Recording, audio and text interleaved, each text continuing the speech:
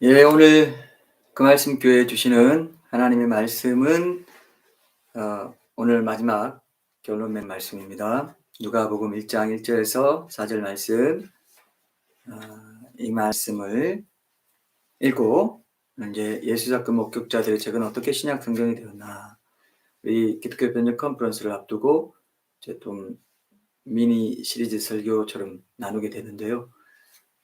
오늘 성경이 왜 이스라엘 사람들의 책이고 그 절대 진리를 담은 천국 복음이 왜 전 세계에 전파되면서 이스라엘은 또 흩어지게 되고 또 그들이 다시 모이면서 이 교회 시대가 끝나게 되고 예수님이 오시게 되는지, 뭐 이런 것들이 성경하고 연결이 되어 있습니다. 유대인의 책인 성경과 이런 인류 역사가 연결되어 있다는 거, 이걸 우리 새신자들과 다음 세대들이 아셔야 그 말씀 교회가 왜 이 마지막 때를 이렇게 강조하고 있는가, 이거를 알게 돼요. 그래서 절대 진리, 예수님이 절대 진리이시고 십자가를 통해서 우리 각자의 죄를 용서해 주시고 우리의 구주와 유일한 주님이 되신다는 건 지난주까지 우리가 많이 좀 확인을 했습니다. 오늘은 이 책, 그리고 이 마지막 때, 그리고 유대인의 책, 천국 복음, 이런 부분을 좀 확인을 해야 전체가 끝나게 될 것 같아요. 그래서 이게 또 오늘 제일 중요한 시간입니다. 항상 마지막 때 제일 중요하다고 말씀드리는데, 예, 이제 누가복음 1장 1절부터 4절까지 읽겠습니다. 우리 중에 이루어진 사실에 대하여 처음부터 목격자와 말씀에 일꾼된 자들이 전하여 준 그대로 내력을 저술하려고 붓을 든 사람이 많은지라. 그 모든 일을 근원부터 자세히 미루어 살핀 나도 데오빌로 각하에게 차례대로 서 보내는 것이 좋은 줄 알았노니 이는 각하가 알고 있는 바를 더 확실하게 하려 함이로라. 그렇습니다. 자, 아까 제가 말씀드린 대로 그동안 여러분 복음에 대해서 다시 한번 환기하는 그런 시간이 되셨죠? 복음에 대해 복음을 전할 때마다 제가 참 너무 감사하고 큰 기쁨이 넘치는 것을 체험하게 됩니다. 복음을 전할 수 있다는 것이 얼마나 참 귀한 일인지, 오늘 꼭 다시 한번 이제 이 귀한 복음을 전할 수 있는 시간이 얼마 남지 않았구나. 어느 날 여러분 CNN에서 또 뭐 KBS나 MBC에서 사람들이 뭐 없어졌다 이런 뉴스를 듣게 되는 때에 여러분들이 이 땅에 남아 있다면은 수도 없이 많이 들었죠. 수도 없이 많이 듣게 해주시는 분이 하나님이세요. 근데 이 말을 할 수 있는 시간이 이제 얼마 남지 않았다는 겁니다. 지금 여러분들이 예배 드리는 자세라든지 기도하는 거, 말씀을 사모해서 묵상하고 통독하고 말씀을 늘 마음에 하나님의 음성이 내 삶 속에 흐르게 하려고 애쓰고 또 영적인 사람이 되기 위해서 내 자아를 앞세우는 사람, 나를 부인하고 십자가 제자도 붙잡는 삶, 그게 뭐냐면 믿음으로 사는 삶이거든요. 삶이 어려울 때 오히려 기뻐할 수 있고 감사할 수 있는, 이게 영적으로 사는 거예요. 내 영이 강해지는 거거든요. 내 혼적인 거, 내 자아적인 거, 이런 부분에 자꾸 이렇게 휩쓸리는 사람들은 예수님이 다시 온다 해도 감각이 없어요. 영적으로 사는 사람들은 예수님이 다시 오시기를 간절히 기다려요. 내가 이 땅에서 내 자아가 취향으로 기호로 좋게 취미로 삼고 하는 모든 것들이 좋은 것들이 있기 때문에 아직도 이 땅에 좀 내가 즐길 게 있는데, 이런 사람은 아직 혼적인 삶을 자아를 포기하지 못했어요. 예수님 말을 준비가 안 됐어요. 미안하지만. 영적으로 사는 사람은 늘 예수님이 다시 오시기를 소원하는 마음이 생길 수밖에 없습니다. 이 땅에 어떤 영광이 있고 어떤 명예가 있고 어떤 좋은 게 있다 할지라도, 내 계획이 있다 할지라도 예수님이 오시는 것보다 더 좋을 수는 없습니다. 이 고백이 있는 게 영적인 사람이에요. 영적인 사람. 그런 것들을 여러분들이 깊이 돌아보십시오. 내가 지금 자기를 부인하지 않는 삶을 살면서도 예수님이 다시 오실 것을 기다리는 것처럼 그렇게 살고 있지 않은지, 그러면 속는 것입니다. 이 땅에 남겨지게 되면은 이제 통제 시대가 되고, 이제 여러분들 뭐 짐승이 딴 게 아니에요. 공권력이 짐승입니다. 공권력으로 여러분 다 안 하면 법에 걸리고 감옥 가고 뭐 이런 일들이 벌금 내고 이런 것들 속에서 예수 신앙을 지켜야 되는 때가 옵니다. 여러분, 우리 신앙 선배들이 다 그렇게 살았기 때문에 그 시대가 옵니다.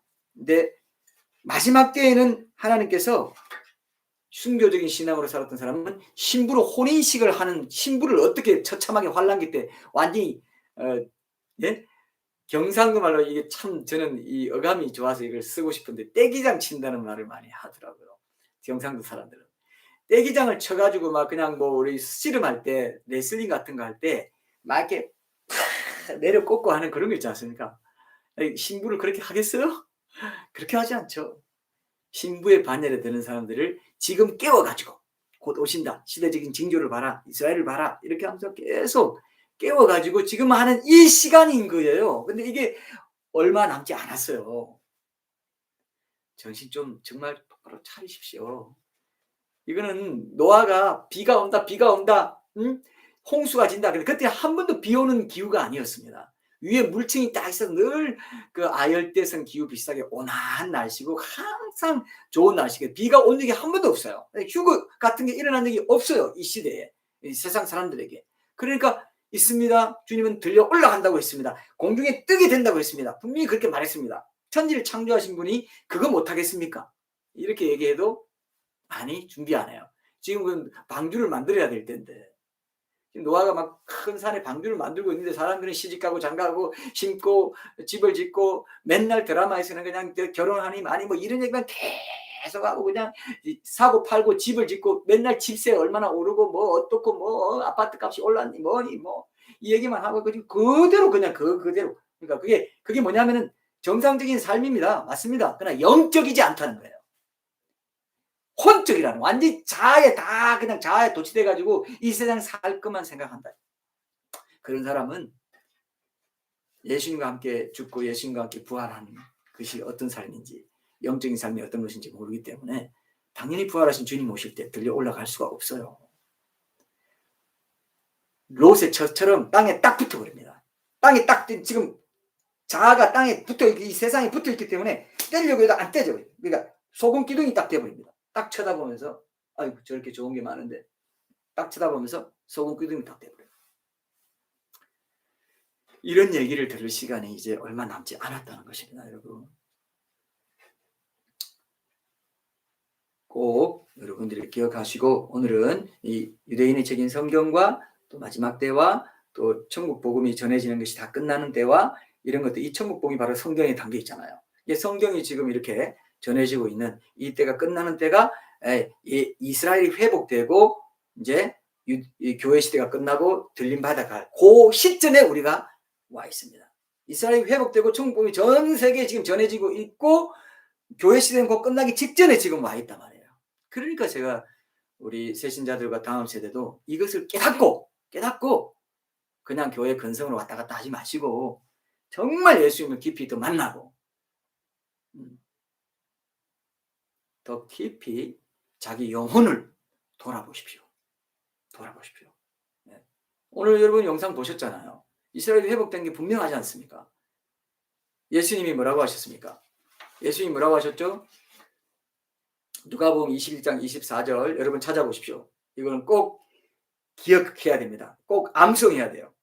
오늘 우리가 나눈 누가복음 21장 24절이랑 마태복음 24장 14절 요거 지금 또 읽을 거니까 여러분 다 기억해 두십시오. 마태복음 24장 14절도 찾아두시고 누가복음 21장 24절부터 먼저 찾겠습니다. 비슷한 절이 지금 24장 14절, 22장 24절 비슷한 느낌인데 여러분 이 두 개는 우리 교회가 마지막 때에 깨어있고자 하는 큰 사명 중에 하나인 이걸 붙잡는 데 있어서 아주 핵심 중에 핵심이에요. 정말 핵심 중에 핵심. 오늘 이 성경에 대해서 우리가 그동안 나눈 것의 결론이 이 두 말씀을 가슴팍에 그냥 새신자들, 우리 자녀세들 가슴팍에 팍 심어놓으세요. 이게 지금 이루어졌고 이루어질 것입니다. 이미 이루어졌고 조금 남았어요. 제가 볼 때. 누가복음 21장 24절부터 읽어보겠습니다. 그들이 칼날에 죽임을 당하며 모든 이방에 사로잡혀 가겠고 예루살렘은 이방인의 때가 차기까지 이방인들에게 밟히리라 그랬어요. 그래 이 이방인의 때가 차기까지가 뭐냐? 그게 마태복음 24장 14절에 있습니다. 자, 다시 마태복음 24장 14절 한번 보세요. 이게 오늘 우리 주보의 암송 구절이고 이번 수요일에 우리가 이 구절 가지고 또 1호 큐티 제자훈련 할 말씀입니다. 마태복음 24장 14절. 이 천국 복음 다 찾았죠? 예, 마태복음 24장 14절. 이 천국 복음이 모든 민족에게 증언되기 위하여 온 세상에 전파되리니 그제야 끝이 오리라. 끝! 여기도 끝이죠? 예루살렘 이방인 때가 차기까지 이방인들에게 밟히리라. 여기도 이제 차기까지, 그 이방인 때가 끝나기까지 이방인들에게 밟힌다 했어요. 그럼 온 세상에 천국 복음이 전파되는 것과 그게 이방인 때가 끝나는 것과 함께 예루살렘이 회복돼 가지고 이방인 때가 다 차버리는 거. 요게 일치한다 이거예요. 그게 이제 성경이 예수님의 절대 진리 되심을 우리가 그동안 공부했지 않습니까? 근데 그 예수님의 절대 진리 되심이 천국 복음에 담겨 있고 제자들에게 이제 명령을 내리시는 거죠. 마태복음 24장에 쭉 마지막 때에 대해서 말씀하신 뒤에 이 천국 복음이 모든 민족에게 적용되기 위해 온 세상에 전파되니 그제야 끝이 오리라. 그런 말씀을 이제 주신 거예요. 그 천국 복음 내가 말한 내가 나의 삶과 죽음과 부활에 대한 이 복음이 담겨서 한 생명 한 생명을 살리는 그 천국 복음이 모든 세상에 적용될 거야. 근데 그 전에 유대인의 때가 마치 끝난 것처럼 돼가지고 AD 70년에 여기 보시면 그들이 칼날에 죽임을 당하며 유대인의 때 역사에 나와요. 이건 세계사에 나옵니다. AD 70년에 로마의 타이투스 장군이 와서 예루살렘을 다 불살라버리고 다 망하게 해가지고 온 세계에 흩어진다고 그랬죠. 모든 일방에 사로잡혀 가겠고 그렇게. 뭐 그래서 지금 전 세계 유대인이 없는 곳이 거의 없다고 하잖아요. 유대인들이 상인으로서 상술이 좋아가지고 돈도 많이 벌고 막 미국에도 있고 러시아에도 있고 뭐 모든 것이 지금도 그렇게 떨어져서 지금 막 돌아가고 있는 중입니다. 그래서 그걸 알리야라고 합니다. 그 전문 용어로 알리야. 그래서 알리야 사역을 도와주고 유대인들이 돌아가야 이제 이 천국 복음도 다 전파되고 주님이 오신다 해가지고 그런 개신교에서 미국이나 이런 한국도 그렇고요. 이런 알리야 사역에서 이걸 지원하는 그런 단체도 있고 그렇습니다. 알리야라고 합니다. 이거 전문 용어로. 이런 일이 예수님이 말씀하신 그대로 이루어졌잖아요. 그럼 예수님이 말씀하신 게 그대로 이루어졌다는 건 뭐냐면요. 예수님이 다시 오시는 휴거도 반드시 이루어진다는 것입니다. 예수님이 십자가에 달려 죽으시고 부활하신 것이 내 한 사람 지옥 가지 않게 하려고 죽으신 것도 반드시 역사적인 사실이에요. 이게 복음입니다.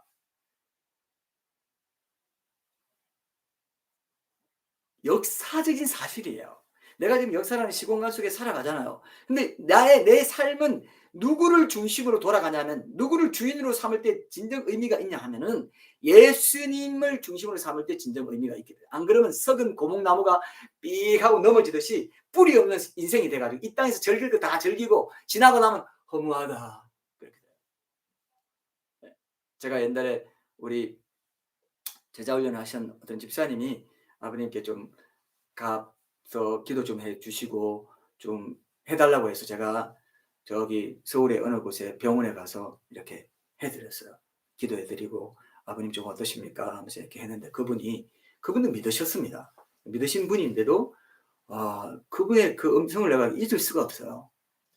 이제 막 목도 이렇게 막 좀 잠기시고 얼굴도 야이셔가지고 이렇게 여기 볼이 훅 들어간 그 얼굴로 저를 쳐다보면서 인생 돌아보니까 아무것도 없습니다. 하나님밖에 없어요. 그 얘기를 하시더라고요. 하나님밖에 없어요. 인생 돌아보니까 아무것도 없습니다. 잊을 수가 없습니다. 저는 이 말이 모든 청년들이 들어야 된다. 모든 젊은 세대가 들어야 되고 모든 비신자들이 들어야 될 말씀입니다. 돌아보면 아무것도 없어요. 허무합니다. 옛날 사람들이 한 말이 다 맞아요. 아무것도 없습니다. 아무것도 없습니다. 지금 뭐 많은 것 같죠?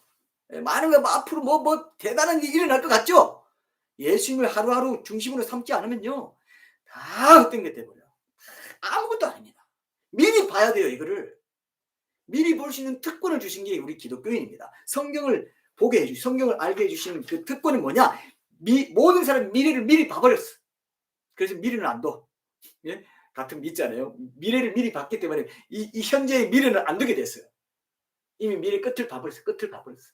역사의 끝도 봤고 내 인생의 끝, 모든 인생의 끝도 봐버렸어.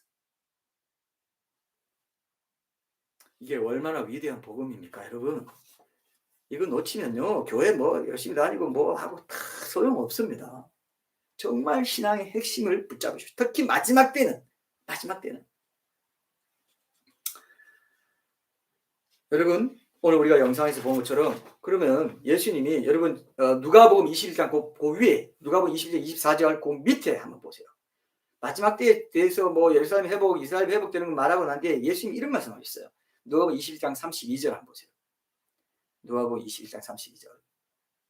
여기 보시면 예수님이 이스라엘 회복이나 뭐 이런 데 대해서 마지막 때의 징조 이런 거 말씀하신 뒤에 이렇게 말씀하셨어요. 특별히 이스라엘 회복에 대해서 말씀하신 뒤에 무화과 나무와 모든 나무를 보라. 무화과 나무는 우리 무궁하잖아요. 무화과 나무는 이스라엘이에요. 그게 열린다 할 때는 이제 이스라엘이 회복됐다. 이런 걸 이제 의미한다고 많은 신학자들이 보기 때문에 이게 저도 동의하는데요. 거기 보시면 내가 진실로 너희에게 말하노니 이 세대가 지나가기 전에 모든 일이 다 이루어지리라 그랬어요. 마지막 때 그런 복음이 전해지고 예수님 오시고 이런 것들이 이루어진다고 했습니다.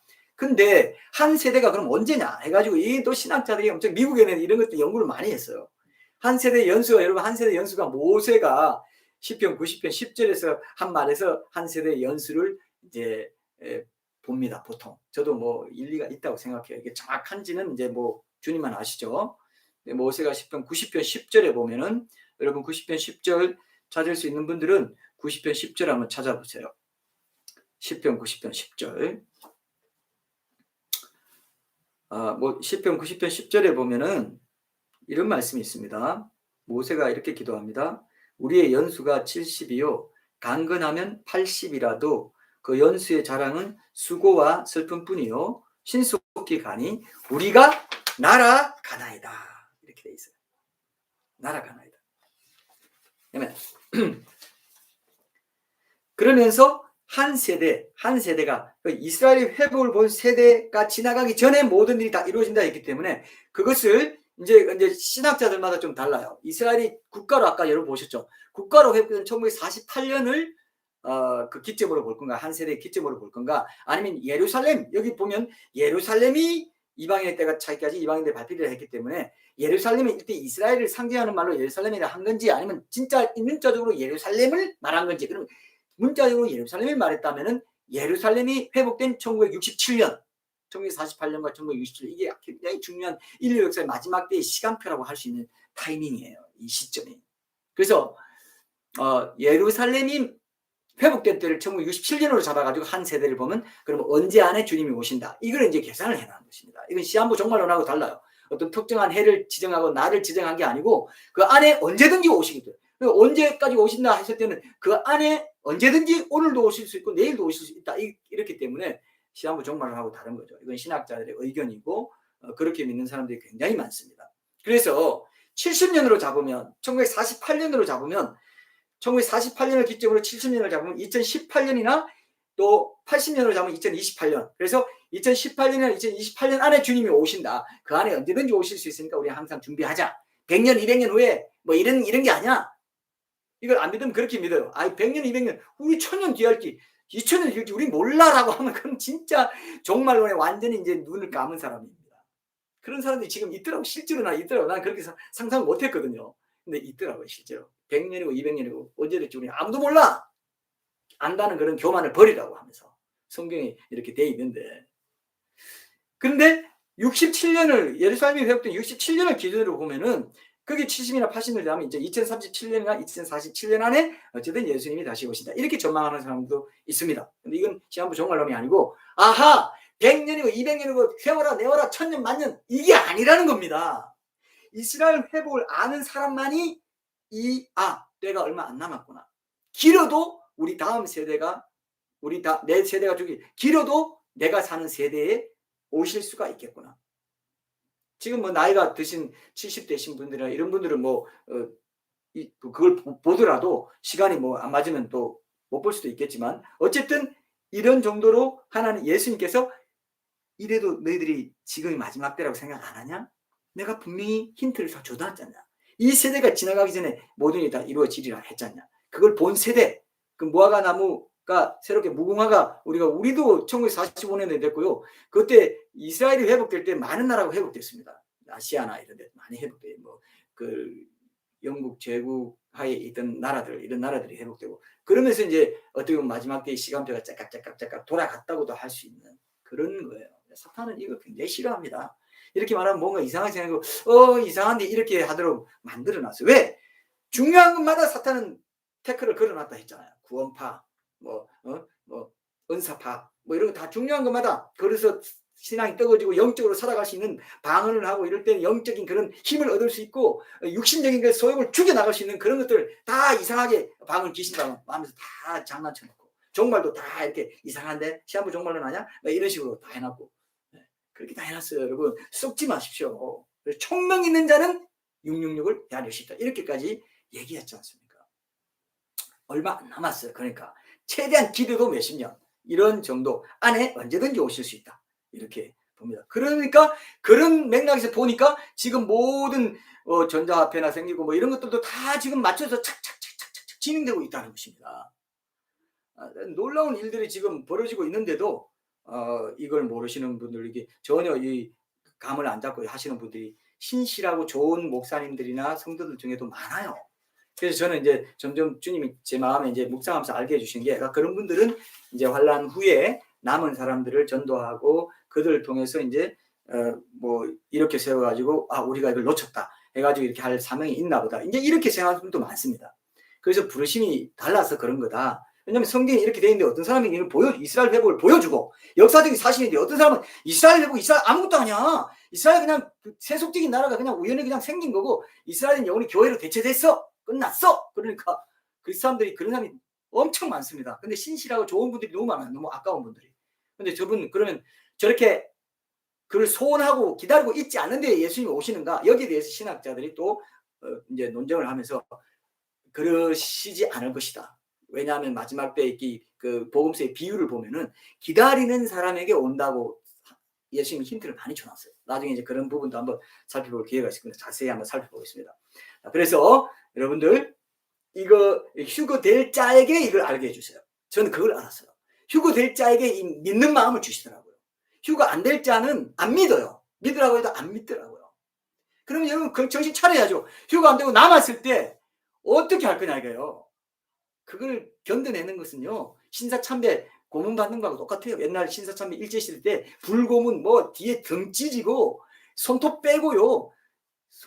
주기철 목사님은 그 거꾸로 박은 못 위에 걸어 하나 있습니다. 그러다가 순교하셨어요. 그런 거 다 견딜 수 있을까요? 지금 순교적 신앙으로 사는 게 훨씬 낫다고 제가 골몇 번도 더 말했어요. 수백 번도 더 말했어요. 그래도 그렇게 그래도 하루하루 그냥 성실하게 살면 어떻게 해 주시겠지, 그렇게만 말하지 마세요. 마지막 때는 특별한 때이기 때문에 기름 준비한 5처녀로 기름 안 준비한 5처녀로 딱 나누는 때라. 신랑 오는 걸 기다리고 있잖아요. 안 기다리고 언젠가 오겠지, 시대 징조를 봐라, 깨어있으라 했는데 오겠지 하던 사람은 제외됐다는 겁니다. 아무리 신부의 바늘에 들고 그 신부는 아니죠. 그 사람들은 처녀로 이런 깨어있는 다 그 기독교인이었단 말이에요. 근데 아니라고 보시잖아요, 그걸. 그러니까 이걸 여러분 우리는 몰라요. 어떻게 될지 모르기 때문에 안전한 걸 택하는 겁니다. 저도 어떻게 살든 마지막 때 몰라도 성실하게만 잘 살면 그냥 주님 오실 때 휙 내려갈 거야, 그럴 수도 있고요. 근데 많은 사람들이 아니다, 기다린다고 했다, 기다리는 사람에게 온다 했다, 이런 진리들을 알고 모르고 내 백성이 지식이 없으면 망한다는 그게 핵심입니다. 지식이 있고 없고가 결정돼 버리는 그런 상황이 마지막 때라는 거예요. 그래서 계속 종들을 보내가지고 계속 얘기하는 거예요. 마지막 때에 사명이 있는 자들이 있습니다. 있더라고요. 있어요. 그리고 마지막 때에 깨어있도록 한 교회도 있고요. 그러니까 복이 있는 거예요. 좀 믿으십시오, 여러분. 믿으십시오. 여러분들이 이런 영상을 주일 때 이렇게 영상을 보고 해서 말씀 바로 연결해서 이렇게 말씀 나누는 게 쉽지 않아요. 쉽지 않아요. 그렇다고 우리가 종말주의로 종말만 말하는 교회가 아니지 않습니까?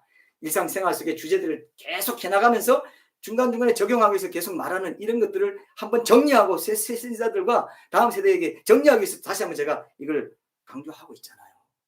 천국 복음이 담긴 성경이 다 전해질 때쯤 이스라엘이 회복돼가지고 지금 막 그 사람들이 막 돌아가고 있는 이걸 보시면서도 아직 마지막 때 아닐 것 같은데 천국 복음이 지금 거의 다 전해졌습니다. 지금 성경학자들이 그렇게 말하고 있습니다. 아직 뭐 소수 부족도 몇 배 뭐 번역 안 되고 이런 게 있지만 지금 언제든지 주님 오실 수 있는 성경학자들이 그 얘기를 해요. 예수님이 말씀하신 천국 복음이 온 세상에 적응되게 온 땅 전파된다 그 말이 이제는 우리 세대에 지금 이루어지고 있고 거의 이루어졌습니다라고 말하고 있단 말이에요. 근데 그 사람들이 이스라엘 회복은 안 믿어요. 근데 예수님의 말씀은 그것과 함께 이스라엘 회복이 된 것을 우리에게 보여주시잖아요. 얼마나 큰 복이에요.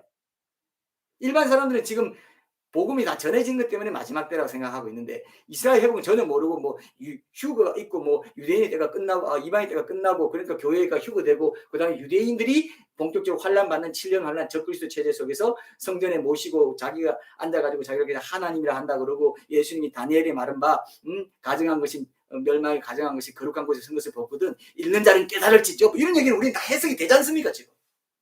사도 바울도 그 얘기했고 데살로니가후서 2장 4절에서 분명히 성전에서 자기를 갖게 하나님이라 한다. 그 글자가 적그리스도다. 이렇게 얘기하고 있는데도 아닙니다. 잘 모르겠습니다. 종말론은 입장이 다 달라요. 이러고 있으면 그건 이제 그가 책임져야 돼요. 이렇게 많이 듣고도 별로 그렇게 관심이 없었다는 것은 예수님을 기다리고 싶은 마음이 없는 거예요. 세상이 너무 좋다든지 뭐 어떤 이유인지 모르겠습니다만은 예수님은 강력하게 말씀하세요. 내 때를 기다리고 간절히 구해라. 그럼 네가 영적으로 형통해질 것이다. 영적으로 기쁨이 있을 것이다.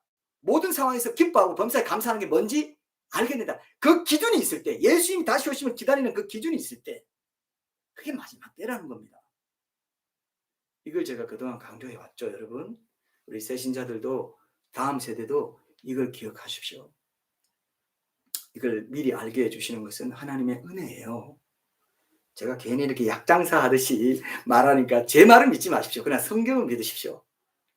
저는 약장사예요. 신약 구약 장사입니다. 약장사 스타일로 얘기 뭐 듣고 뭐 에이 품위가 없다 근데 이렇게 생각하셔도 좋아요. 뭐 어쩌겠습니까. 그러나 제가 전하는 말은 성경에 있지 않습니까.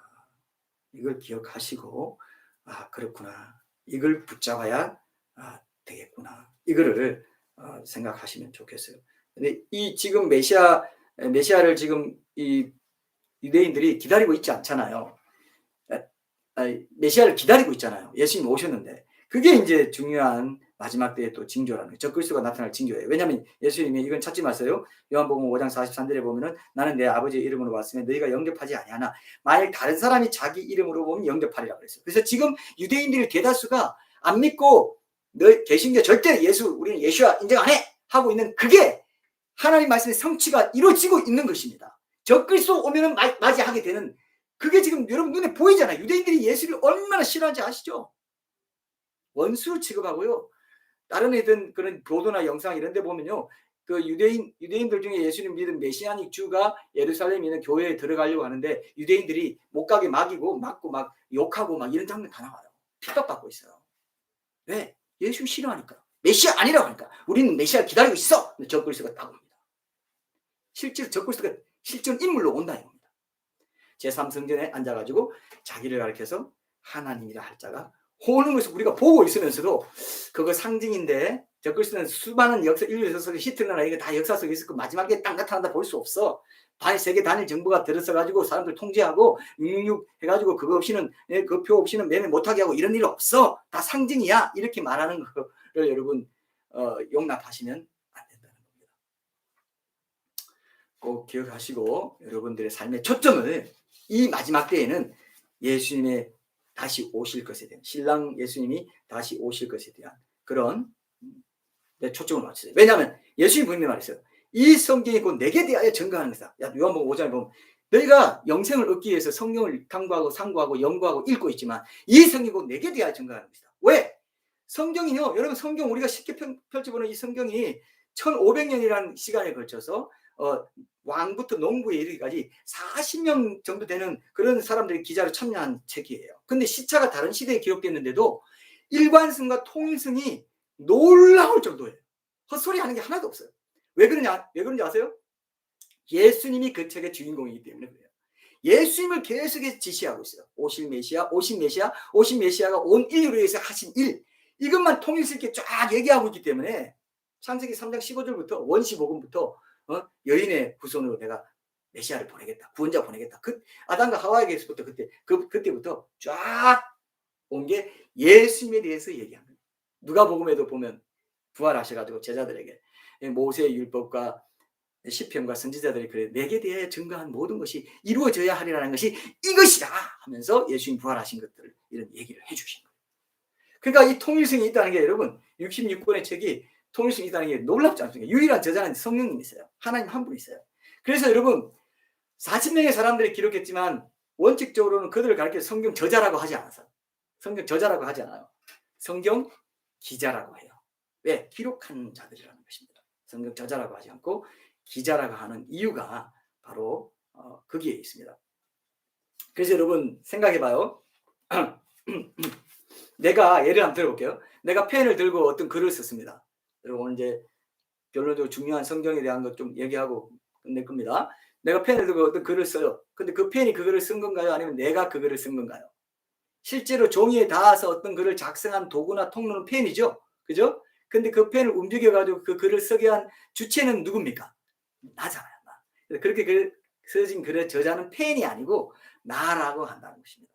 그래서 성경이 딱 이와 같은 방식으로 기록됐다. 성령의 감동을 통해서 생각을 주시고 기록할 수 있도록 내가 어떤 도구, 내 인격과 내 경험과 내 기질이 들어가긴 합니다만 그것은 유기적으로 그렇게 들어갔지만 하나님이 그걸 다 통제하시고 영감을 불어넣으시고 잘못되지 않도록 하신 거죠. 그 예가 다니엘서 12장 8절에서 13절입니다. 이제 성경으로 우리가 결론을 맺을 거니까 한번 보세요. 다니엘서 12장 8절에서 13절 한번 보세요. 찾아보십시오. 다니엘서 12장 8절에서 13절. 자기가 저자가 아니기 때문에 자신이 어떤 예언들을 기록하고도 그 예언의 뜻이 뭔지 모른다는 표현을 하고 있어요. 자기가 저자라면 그렇게 말 안 하잖아요. 제가 쓴 어떤 책이 있다 합시다. 그러면 그 책에 어떤 내용이 나오면 저는 그런 뜻으로 그 책 쓴 겁니다. 그렇게 글을 쓴 겁니다. 이렇게 말하잖아요. 근데 다니엘이 이런 여러분 이거 보셨습니까? 다니엘서 12장 8절에서 13절 한번 보세요. 여기 보시면 재밌는 표현이 나옵니다. 내가 듣고도 깨닫지 못한지라 8절에서 13절 내가 이르되 내 주여 이 모든 일의 결국이 어떠하겠나이까 하니 그가 이르되 다니엘아 갈지어다 이 말은 마지막 때까지 간수하고 봉함할 것임이니라. 많은 사람이 연단을 받아 스스로 정결하게 하며 희게할 것이나 악한 사람은 악을 행하리니 악한 자는 아무것도 깨닫지 못하되 오직 지혜 있는 자는 깨달으리라. 매일 드리는 제사를 폐하며 멸망하게 할 가증한 것을 세울 때부터 1290일을 지낼 것이요. 이게 이제 적글수입니다. 기다려서 1335일까지 이르는 그 사람은 복이 있으리라. 너는 가서 마지막을 기다리라. 이는 내가 평안히 쉬다가 끝날에는 내 몫을 누릴 것입니다. 이게 다니엘서 끝입니다. 맨 끝에 있는 말이에요. 이 말씀 8절에 보면 다니엘이 기록할 예언을 듣고도 자기가 무슨 뜻인지 모르겠나. 내가 듣고도 깨닫지 못한지라. 그렇게 했어요. 이 예언은 예수님이 재림하시기 직전에 마지막 때에 이루어질 일이라서 그랬던 거예요. 그래서 11절에 보면은 이제 적그리스도가 와서 매일 드리는 제사를 폐하고 멸망하게 할 가증한 적그리스도의 우상을 세운다. 이 그때부터 뭐 1290에 하면서 이게 또 뭐 몇 년 반, 3년 반이다 뭐다 이런 이제 복잡한 해석이 있지만 그걸 우리가 보려는 게 아니니까요. 근데 마태복음 24장 15절에 보면요. 이런 예언을 다니엘이 남겼는데 다니엘이 말했다라고 말해요. 예수님이. 그죠? 마태복음 24장 15절에 아까 제가 인용했잖아요. 그러므로 너희가 선지자 다니엘이 말한 바 멸망에 가증하시 거룩한 곳에 선 것을 보거든 하면서 다니엘이 이런 예언을 말했다라고 표현한다 이거예요. 그러나 실상은 하나님께서 기록하게 하시고 뜻을 가르쳐 주시고 하는 거죠.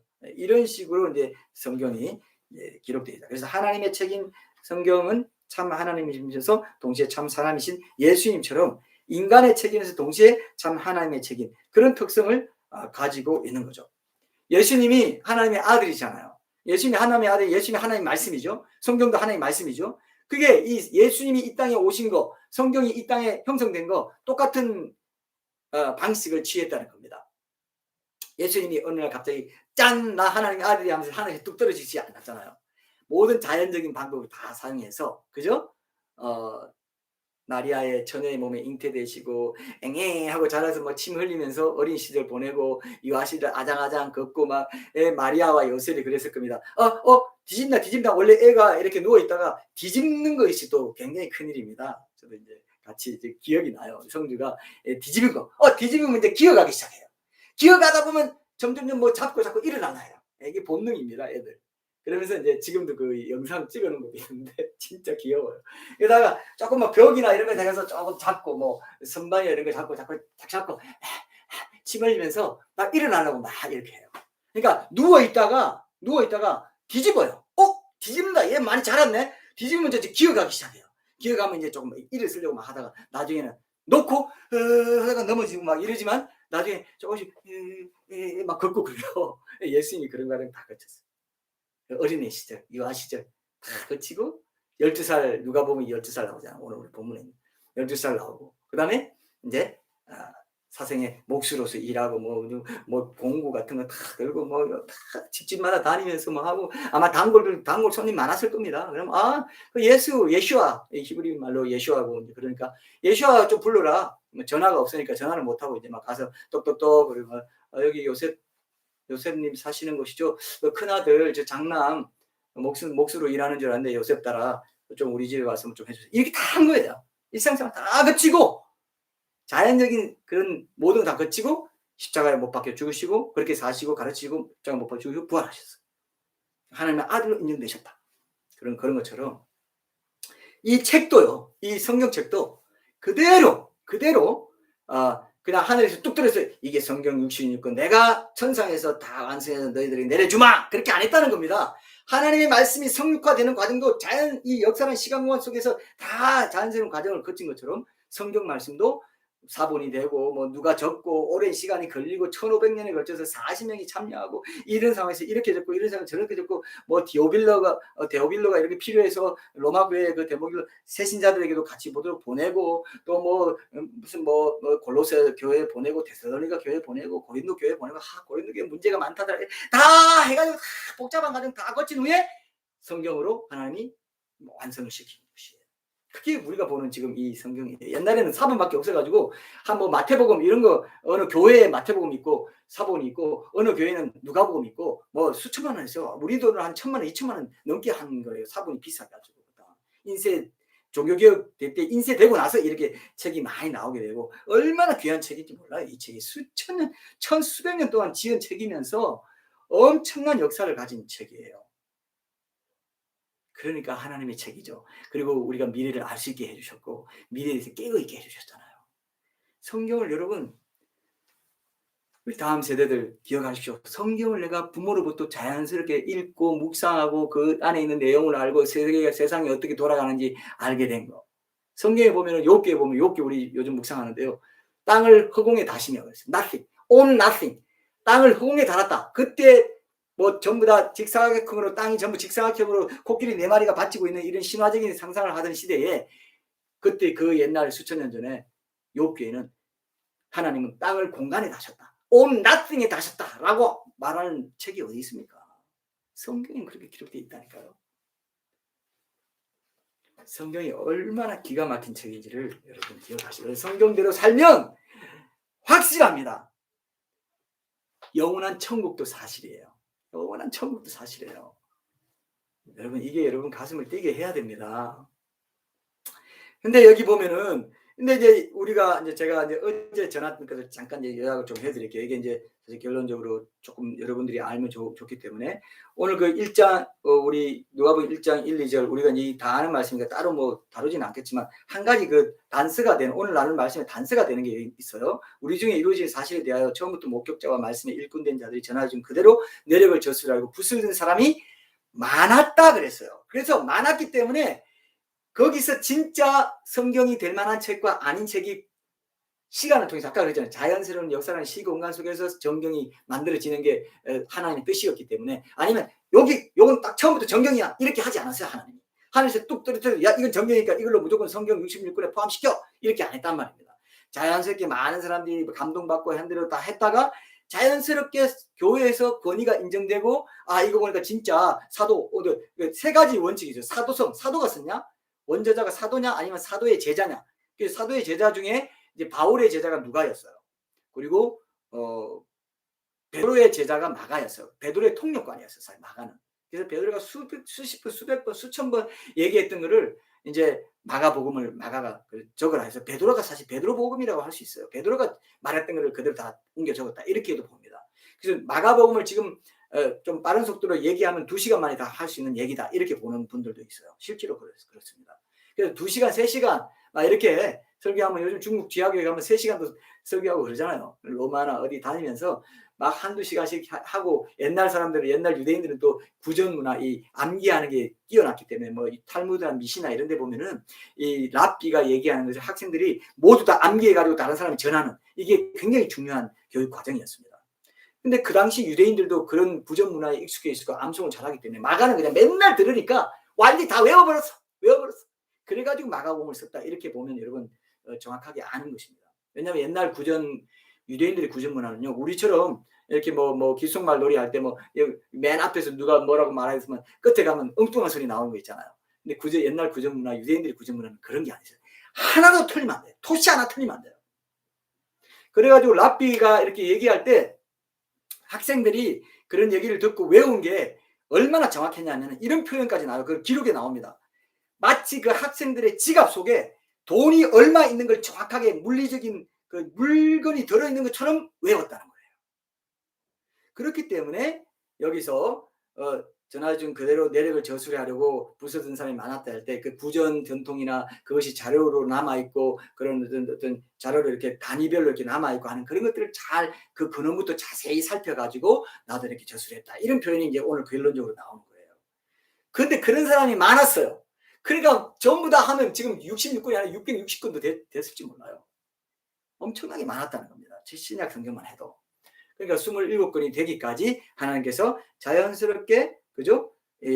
정리되는 그런 시기를 두신 것이 이제 그런 그 시간이었던 겁니다. 그래서 언제 맨 처음에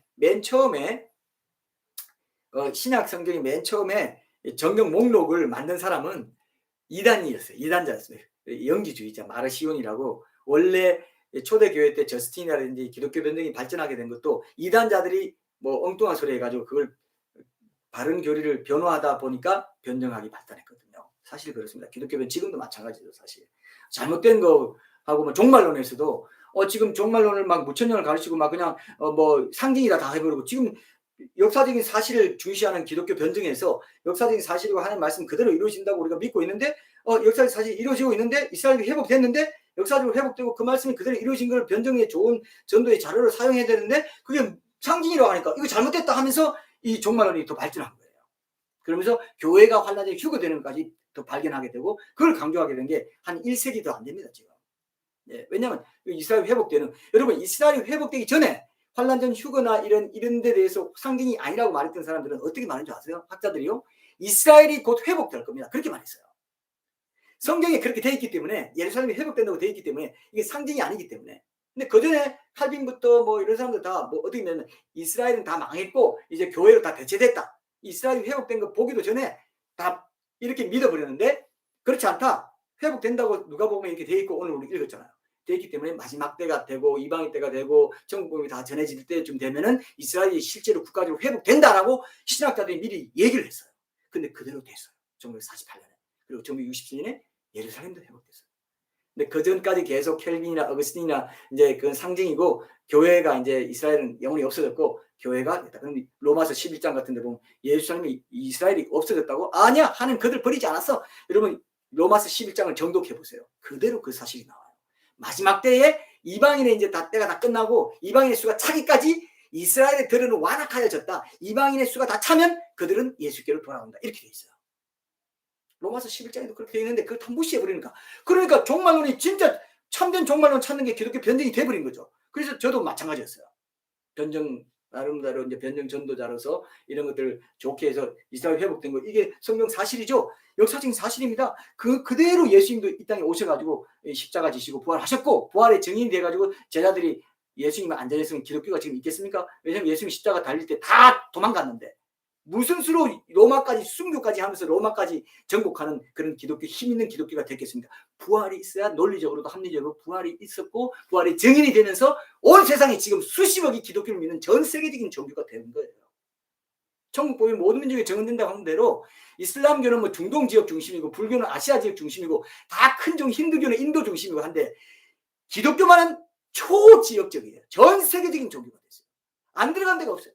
왜? 예수님이 천국복음이 온 모든 민족에게 적용되기 위해서 온 세상에 세상에 전파되리니 그제야 끝이 온다 했기 때문에 그 말 그대로 이루어진 게 전 세계 인류 역사이고 성교 역사고 서양사는 곧 교회사다. 이렇게까지 볼 수 있다는 게 이게 역사지 그냥 뭐 종교입니까? 종교의 경전의 하나라고요? 성경이요? 그런 거짓말 믿지도 마세요. 다음 세대들은 이걸 기억하십시오. 우리 엄마 아빠가 믿는 이 기독교가 이렇게 역사성이 있는 사실적이고 내가 지옥 가는 문제구나. 우리 엄마 아빠가 나를 이렇게 깨어있고 묵상하고 기도하고 너도 하나님과 예수님과 인격적인 관계를 맺어야 돼. 더 깊어져야 돼. 이게 바탕이 안 되면 넌 정말 네 인생이 아무리 뭐 잘나고 뭐 좋은 대학 가고 좋은 직장 얻고 좋은 배우자 만나서 호화롭게 산다 해도 다 헛거야. 아까 제가 말했잖아. 인생 살아니까 아무도 없습니다. 아무도 없는 걸 미리 아는 게 그게 지혜인데 사탄은 어떻게 하는지 아세요? 우리 다음 세대를 어떻게 호리는지 아세요? 야 지금 즐겨. 지금 재밌게 놀아. 지금 어떻게 해. 다음은 그냥 걱정하지 마.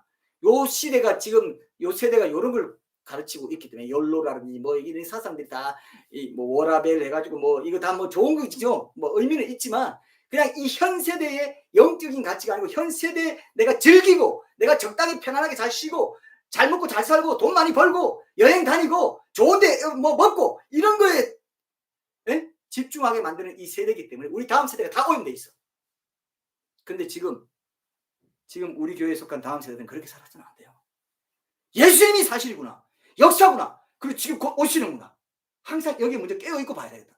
깨어있고 공부도 하고 깨어있고 대학도 가고 깨어있고 뭐 직장 잡고 결혼도 하고 해야 되겠다. 이게 지금부터 안 잡히면은 우리 다음 세대는 희망이 없어요. 희망이 없어요. 예수님 외에는 오직 예수 이것이 챙겨지지 않으면 희망이 없어요. 너무 완악한 시대를 우리가 살아가고 있기 때문에 그렇습니다. 그래서 처음에도 마르시온이 이제 이런 정경을 발표를 했던 거예요. 영지주의 추후 140년 경에 이 구약 성경은 배격하고 구약 성경의 인용구를 삭제한 누가복음하고 그다음에 자신이 편집한 10개의 바울 서신만 정경이다 하니까 교회가 자연스럽게 바울 서신 그리고 요한복음 뭐 이렇게 마태복음 마태가죽고 마가 이렇게 다 알고 있는데 정경이라고 따로 이렇게 안 구별해도 되는 그런 느낌으로 유익을 얻고 있는데 이렇게 하니까 우리도 정경을 만들어야 되겠다. 그냥 구약이 이렇게 돼 있는 것처럼 우리도 이렇게 딱 정해가지고 신약 성경이라 할 필요가 있겠다. 이게 된 거예요. 그래서 그 30년 후에 170년경에 무라토리 정경 목록이라는 이런 이름이 붙은 이 최초의 신약 정경 목록이고 최고로 오래된 신약 정경 목록이 이제 발표가 된 거예요. 그게 이제 거기에 보편적인 수납서 뭐 이런 사복음서라든지 이런 게 있고 열세계 서신. 근데 두 번째로 아직 논쟁적인 책으로 이제 베드로 묵시록 뭐 이런 게 있고 그다음에 일부에서는 정경으로 받아들여지지 않고 또 일부에서는 받아들이고 이런 책도 있다가 이런 과정을 거치는 거죠. 근데 이제 배격된 게 허마스의 목자 뭐 이런 거 신앙서적으로는 유익하고 마치 C.S. 루이스의 책이 유익하지만 기독교적인 모든 교리와도 맞고 좋지만 성경까지는 아니다라고 하는 책들이 허마스의 목자라든지 바나바 서신이라든지 디다케 이런 것이었어요. 그게 뭐 정경의 목록 속하지 않았다 해서 우리가 배격해버리고 이럴 책은 아니죠. 그런데 베드로 전후서나 히브리서, 야고보서 이런 것들은 이제 좀 뒤늦게 들어가고 그래서 주 2세기가 끝나기 전에 이제 이런 것들이 하나님 말씀으로 이제 읽히고 있었죠. 그리고 4세기 초에 유세비우스가 이제 거기다가 또 논쟁적인 책, 22권 또 넣고 뭐 논쟁적인 책으로 야고보, 유다, 베드로서, 요한, 2, 3서 이런 것들 하고 뭐 바울 행전, 허마스의 목자, 베드로 묵시록, 바나바서, 디다케 이런 건 정경에서 제외하고 그다음에 베드로복음, 도마복음, 안드레 행전, 요한 이런 것들은 완전 배격된 이단서다. 뭐 이런 식으로 하면서 계속 이제 만들어 가다가 이제 만들어 가다가 아타나시우스가 367년에 부활절 서신으로 이제 교회에 서신을 보내면서 지금 우리가 보는 27권 그 정경 목록을 딱 정해가지고 딱 보냈어요. 아타나시우스가 삼일체 그 하나님 그 교리도 확립하신 분이잖아요.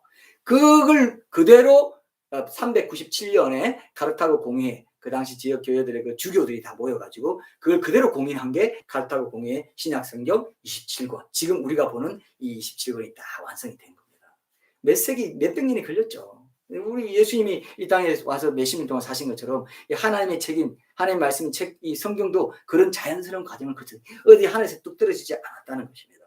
근데 그때 그렇게 할 때 이제 그 브라이언 라이트가 쓴 그 1세기 그리스도의 공동일기라는 그 책에 보니까 IBP에서 나온 책에 보니까 신약 정교 형성은 교회가 과거를 이제 되돌아보면서 어느 정도 관습적으로 통용되어오던 공동체적인 성경 읽기 습관을 인정한 결과다. 이게 뭐냐면 초대 교회가 함께 모여서 공동으로 이제 이게 되돌아가 쓴 서신입니다 하면서 읽고 이렇게 할 때 전반적으로 사도들의 그 전성이 잘 담겨 있는지 이거를 공동으로 점검하고 통제하는 이런 과정을 거쳤다는 거죠. 아, 그건 맞습니다. 아, 그건 좀 이상한데요 하면서 이렇게 전체적인 이런 그래서 그건 정경은 안 될 것 같습니다. 이런 과정을 공동체적으로 경험했다는 겁니다. 이게 이제 우리가 지금 정경이 되기까지의 좋은 그 전통이라고 볼 수 있는 거죠. 어떻게 보면.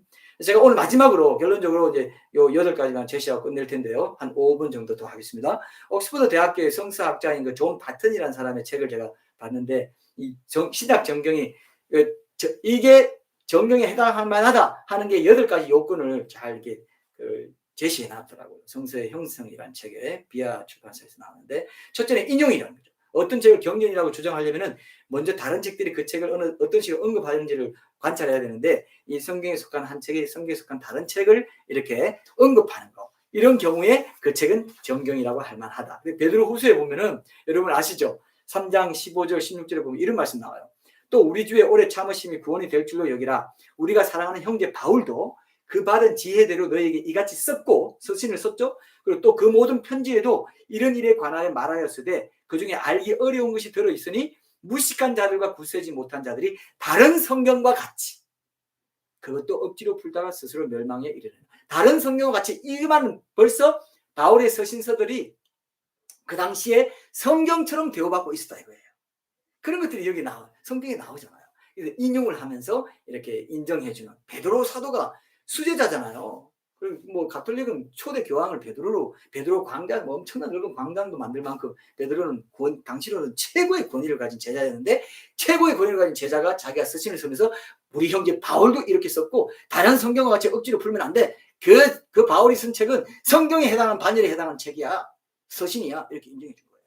그래서 인용했느냐? 이게 정경에 들고 안 들고의 그런 중요한 요건이 됐다는 거예요. 둘째는 원저자입니다. 그 원저자는 사도들이거나 사도들을 알았던 직계, 사도들의 제자였거나, 근데 사도들의 제자의 제자는 안 돼요. 사도들의 직계 제자, 사도들이 직접 알고 같이 활동했던 그 사람들이 쓴 거예요. 누가나 마가는 바로 그에 해당되죠. 다른 사람들은 다 이제 제자였잖아요. 근데 야고보스와 유다스는 이 사도 야고보가 쓴 게 아닙니다. 야고보스, 지금 있는 야고보스, 예수님의 그 첫째 동생 야고보가 썼어요. 예수님의 동생이라는 거. 그리고 초대 교회 때 굉장한 장로로서 굉장한 그 권위를 인정받은 사람이어서 그렇게 썼다. 이렇게 보고 유다도 예수님의 친동생이었어요. 예, 육체의 동생인 거죠. 예수님은 하나님 아들이신데 어쨌든 육체적으로 보면 친동생. 그래서 그런 사람들은 이제 예수님의 직계 가족이니까 이제 그렇게 인정된다든지 이런 식으로 원저자를 잘 봐야 된다. 이게 있었고요. 그다음에 저술연대예요. 원저자가 이제 사도거나 사도대 직계 제자니까 그 저술연대는 한두 세대 내에 뭐 몇십 년이나 뭐 100년 이내에 됐을 거다. 이렇게 이제 볼 수 있는 거죠. 그 저술연대도 정경에 들어가고 안 들어가고의 중요한 요건이 됐고요. 그다음에 네 번째는 현재 유효성입니다. 그러니까 성경은요 모든 상황에 언제나 유효하고 올바로 읽기만 하면 성경 가르침이 모든 사람에게 적용돼야 되는 그런 자신들의 삶을 이렇게 비춰주고 돌아보게 해주는 그런 거여야 된다는 거예요. 그래서 신약 제자들도 구약 정경을 이렇게 유효하다고 이렇게 인용하면서 초대 교회의 구체적인 문제들에 대해서도 이제 어떤 구체적인 방안을 모색할 때도 유효하다. 이런 표현을 고린도전서 10장 11절에 보면 바울이 이렇게 말한 데서 우리가 볼 수 있습니다. 그들에게 일어난 이런 출애굽 때 광야에서 다 그냥 죽고 뭐 불순종해가지고 죽고 천국 못 들어가는 이게 이제 행함 있는 믿음과 연결되지만 그런 일들을 이제 보면서 우리는 그렇게 하지 말자. 그렇게 보여줬냐? 구약 때 예수님의 피로 그 문설주에 다 바르고 임방에 다 바르고 예수님의 피로 구원받고 홍해 건너서 세례까지 받았지만은 천국 가는 여정에서 성화되는 과정에서 하나님 말씀에 순종하지 않으니까 다 광야에서 엎드리지 않았냐? 우리도 똑같다. 우리도 예수님 피로 구원받고 고백하고 다 영접하고 다 했지만 예수님을 구주로만 믿고 주님으로 자기 삶의 주인으로 안 믿고 성화 과정에서 신앙생활 하는 과정에서 교회 왔다 갔다 하기만 하고 예수님 말씀에 순종하지 않는 삶을 살면 우리도 똑같이 천국 못 들어가고 중간에 망한다. 이 얘기를 고린도서 10장 11절에 이렇게 표현하죠. 그들에게 일어난 일은 본보기가 되고 또한 말세를 만난 우리를 깨우치기 위하여 기록되었다. 정경으로 기록된 것은 지금 우리 현재에 유효하도록 지금 우리에게도 교훈이 되도록 영적인 교훈이 되도록 기록된 거야. 그래서 정경이 된 거예요. 예. 그리고 다섯째는 보편성입니다. 모든 시대 모든 사람에게 다 보편성이 있는 그런 것인데 여러분 그거 아세요? 요한계시록을 보면 7교회에 편지 보냈잖아요. 근데 여러분 사도 바울도요 7교회에 편지 보냈어요. 여러분 이걸 이제 처음 아시는 분도 있을 수 있습니다. 자, 7교회가 어디냐면 로마 교회, 고린도, 갈라디아, 에베소, 빌립보, 골로새, 데살로니가. 딴 건 다 디모데나 개인, 빌레몬, 다 디도 개인에게 보낸 사실입니다. 놀랍죠? 그래서 그 바울의 7교회에 보낸 서신과 요한계시록을 딱 동등한 거리로 놓는 초대교회의 전통이 있었다는 겁니다. 참 놀랍죠? 이런 거 보면은. 보편성이나 이런 것 모든 사람이 이해하기 위해서 빌레몬서를 경전에서 제외하기보다는 이 편지와 다른 바울 서신을 일반화해가지고 그렇게 그 바울 서신은 다 우리가 그 권위 있게 보자 하는 그런 흐름도 이제 이런 흐름 속에 같이 있었다고 보고 상호 일관성이에요. 성경은 서로 이제 성경을 이루는 책은 성경이라는 선집을 이루자마자 일관성 있는 것을 인식하게 만드는 독해 방식들까지도 이제 그 등장하게 만드는 효과가 있어요. 그래서 주 2세기에 타티아누스라는 사람이 사복음서에 불일치하는 부분들 다 이렇게 조화를 이뤄가지고 하나의 복음서를 만들었어요. 디아테사론이라고 이런 복음서를 만들었어요. 근데 이레네우스가 아니다. 복음서는 4가지가 있고 모두 필수적이다. 이래가지고 복음서 간에 조금 불일치하는 것도 하나님이 그거는 의도하신 거니까 인정해야 돼 해가지고 디아테사론은 지금도 뭐 있는 사람 있지만 그건 없어지고 차이가 있는 그대로 4가지 복음서. 그게 뭡니까? 하나님의 보좌에 있는 4생물. 그죠? 그 사자, 그 다음에 사자 있고 그 소 있고 사람 있고 독수리. 독수리는 하나님을 뜻하고요. 사자는 왕이에요. 유대인이 왕으로 오신 분은 마가, 소는 종입니다. 그 우리 인자, 종으로 오신 마가복음, 속히 가되 뭐 하되 이런 게, 그 다음에 이제 사람의 얼굴, 인자로 오신, 사람의 아들 오신 누가복음, 그 다음 독수리는 신을 뜻해요. 하나님이 오신. 사복음서가 이미 하나님의 보좌 앞에 있는 4생물로 딱 상징이 돼 있어요. 놀랍죠? 우리가 보는 성경이요. 영원히 천국 가서도 우리가 영원히 더 배우고 그걸로 설교할 그런 책이에요. 영원히 기념되고 심판날에도 성경 법전이 딱 펼쳐져 있고 그 다음에 생명록이 있고 그 다음에 모든 사람의 죄가 기록된 행위록이 딱 3가지 책이 딱 책들이 펴드는데 적어도 우리는 3가지 책은 알 수 있어요. 성경은 법전이에요. 이 성경 기준으로 모든 사람이 모세율법이든 모든 걸 다 포함해서 성경을 딱 법 기준으로 근데 다 용서했는데 이걸 안 믿었다. 그러면 넌 지옥 뭐 이렇게 성경이 기준이에요. 법전이 있어야 되잖아요. 그 다음에 행위록, 그 다음에 생명록. 너는 창세기로 이제 기록되어 있고 너는 생명록이 있구나. 너는 천국이다. 이렇게 된다는 거예요. 그게 지금 이 시간에 하루하루 우리의 삶 속에서 그게 이루어지고 있다는 겁니다. 그게 오늘 결론이에요. 그리고 7절에 넘쳐나는 의미. 곧 이 거룩한 책 특징은 알레고리도 있고 그래서 어거스틴이 선한 사마리아 비유에서 뭐 주막은 교회고 뭐는 뭐고 이렇게 알레고리가 지나치면 안 되지만 이 깊은 의미를 한 번 더 꼽쳐놨다 이거예요. 정경에 속한 책들은 이런 특성을 가진다. 그리고 이제 성경을 더 거룩하게 취급하는 이런 전통. 그래서 성경 위에 뭐 얹어두지 마라. 성경은 좀 귀하게 여겨라. 성경 자체를 우상시하면 안 되지만 그래서 성경 귀하게 여겨라. 이런 말들이 있는 것도 다 그렇듯이. 오늘 여기까지 할게요. 여러분 보십시오. 제가 어제 컨퍼런스에 이런 얘기했어요. 마지막에 제가 이런 말씀했습니다. 질의응답 다 끝날 때 제가 이번에 이 컨퍼런스 준비하면서 예수님이 이제 우리 성유신 할 때 똑같이 온 것처럼 아까 말씀드렸잖아요. 책도 이렇게 우리 자연적인 과정을 거치게 하셨다. 이걸 내가 기독교 변증적으로 어떻게 적용할까 생각했는데 이런 생각이 들었다 하면서 제가 이 말씀을 나눴어요. 우리 삶에도 하나님이 없는 것 같은 그런 시간을 보내게 된다. 우리 삶에도. 그죠? 일상을 보낼 때 아주 자연스럽고 세상 사람들이 사는 것과 똑같이 살고 세상 사람들이 경험하는 거 다 경험하고 세상 사람들이 겪는 그런 환경, 고난 다 겪어요. 굉장히 자연스럽게 살아가는 것입니다. 세상 사는 것 똑같이 사는 것 같아요. 그럼에도 불구하고 하나님은 그 모든 과정을 합력하여 선을 이루시고 하나님의 나라가 이 땅에 오도록 하는 일에 이루어지게 하는 그 일에 우리를 사용하신다. 그래서 우리는 사람의 아들같이 살아가지만 하나님의 아들이 되도록 이끌어 주신다. 그것이 기독교 변증적으로 우리가 사는 것이고 그것이 예수님의 증인으로 사는 길이다. 그 하나님의 책인 성경과 예수님의 성육신과 우리 삶의 성육신 되는 거. 예수님 따라 예수 복음 전하고 자기를 부인하고 십자가 제자도 붙잡고 살아가는 그 삶이 성경과 예수님의 성육신과 나의 성육신과 이렇게 오버랩되는 그런 지점이 있더라 이거예요.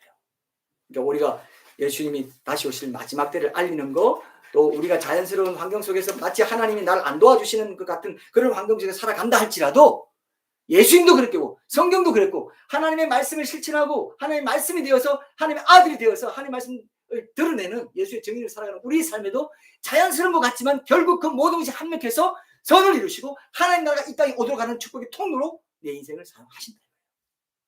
실망하지 말고 낭망하지 말고 환경에 지지 말고 말씀대로 순종하는 복된 그런 신부들이 다 될 수 있게 해달라고 우리 함께 간절히 기도하고 제가 마무리하겠습니다.